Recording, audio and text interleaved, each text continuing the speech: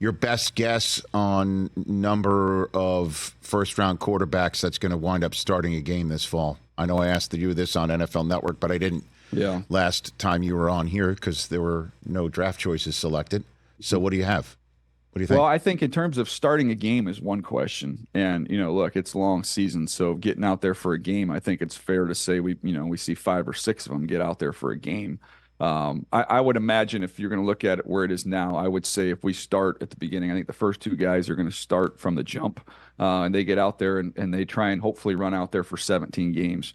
I think Drake May, I think he does start this year. Maybe he doesn't start, the first 4 to 8 games, but I think you'll see him on the back half of the year. I don't think Michael Penix, as long as Kirk Cousins stays healthy, plays.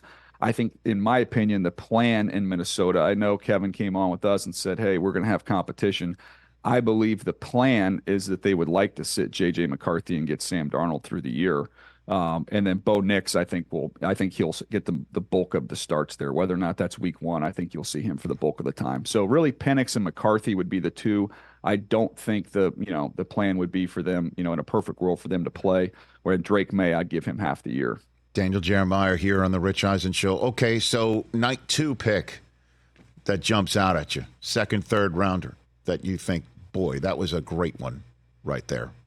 What do you think? I was curious to see right there at the top what Buffalo was going to do. They traded out of the first round, and it was just kind of looking at their needs at receiver, and I was kind of fascinated to see which style of receiver they would look at. Traded off of Xavier Worthy, much was made about that. They, give him to the Kansas City Chiefs, but I think I think Josh Allen is a big part of the guys they were looking for in terms of not only getting his opinion, but just trying to figure out what would work best with him.